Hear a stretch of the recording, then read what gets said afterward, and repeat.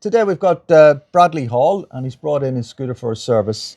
This is a scooter we restored about nine years ago, Bradley. 9 years ago, yeah.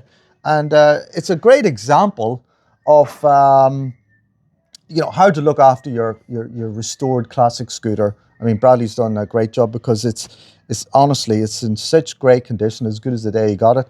And we're going to chat about how Bradley's looked after it and why it's in such good nick. But before we do that, Bradley, you came to us. You wanted a classic scooter.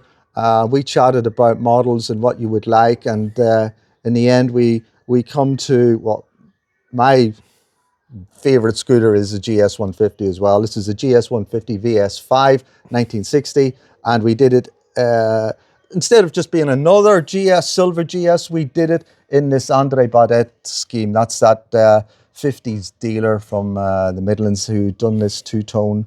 What was that blue? The blue is Porsche blue.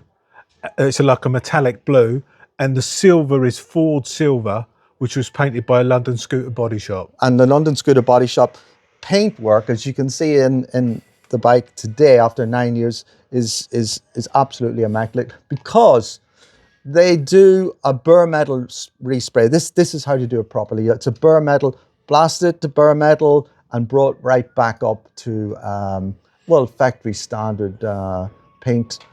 Bradley, tell us a few things about how to look after a classic scooter and keep it as good as this one has been. Well, the main thing is, what I do is keep it in a garage all the time. Only drive it on dry days. So you need to be looking at weather reports and all that. Yeah. Keep out of rain. I mean, there is going to be occasions where you're out and you're going to get caught in rain. But in general, just go out on dry days. So that's basically the scooter season from probably April till September. You don't need to cover it up, because that can make the paintwork bubble. So just keep it in a garage, out of the rain. Winter months, just turn the bike over once a month. Just give it a little kickstart. Right now, we don't have MOTs anymore, so you don't need to go into the garage so much. So bring it into a specialist to get a service or a light service, because they will pick up on anything that's every wrong. year, say. Yeah, once when a you year. were doing your MOTs, you'd come in every year anyway. Yeah. So you come in every year for a service, no longer needing an MOT on a classic vehicle, but come in every year to just get it checked over. I mean, it might be running fine, which it is, but there's things that we will spot that you don't realize is happening, maybe a loose wheel or an adjustment on the clutch and that. But when we do a service, we'll take it for a ride and we'll know if there's something not quite right with it. Or you might come in and say, look, I don't think the clutch is quite right, or whatever. Yeah. And then we will look into that for you. So every year, yearly service certainly helps.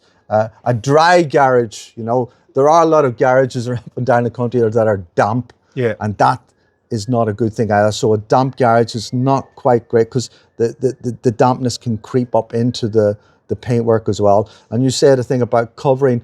One thing, you can cover it, but in a garage, blankets is okay, but what I really don't like, and it's plastic covers. Right. Like that don't let the bike breathe.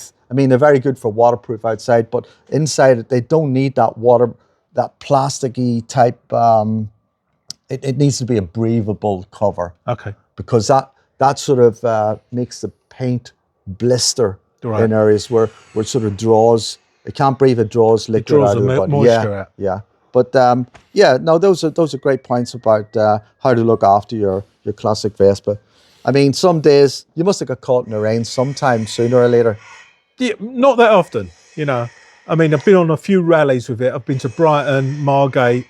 I've took your advice how to ride the scooter there. Make sure you're using the right petrol, E10, top quality 2-stroke. And E5. E5. If you can find it. E5. Okay. Yeah. E5. Rest if you're going to drive to Brighton, which can maybe take 3 or 4 hours. Rest it every 45 minutes. For the scooterist to have a rest, and also let the scooter cool down. Take it, go up and down the gears. Don't go on motorways. Don't thrash it. Just go down there on A roads. This is an old vehicle, so just take it easy. It's there to look after, That's it.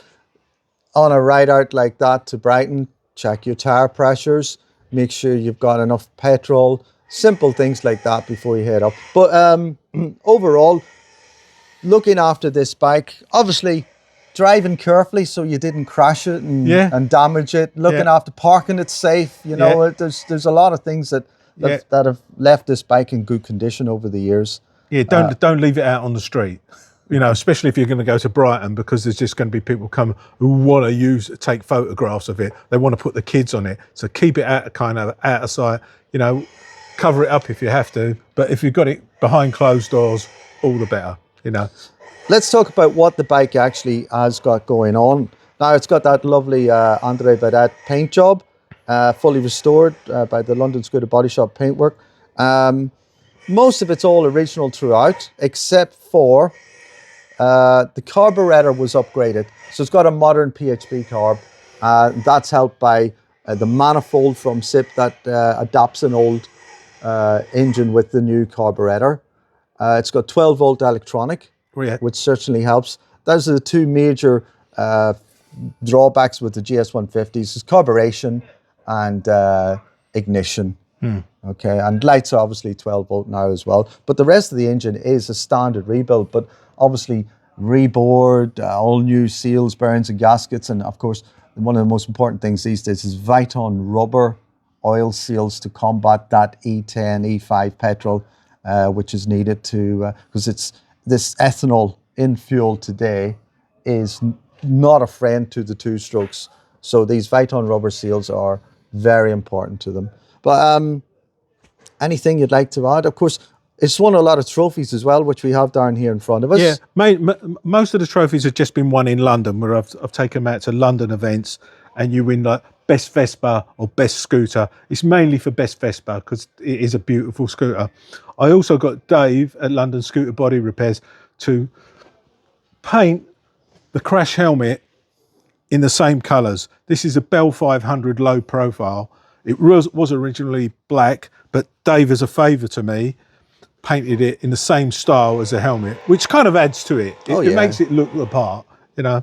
I mean, when it comes to showing scooters at classic things, these things do really matter. If you've got the same colour helmet, you know, you're looking after the scooter. Not, you know, it's not a real mod scooter. It's just a classic scooter. It's not full of lights. You know, as you see, there's no mirrors on it.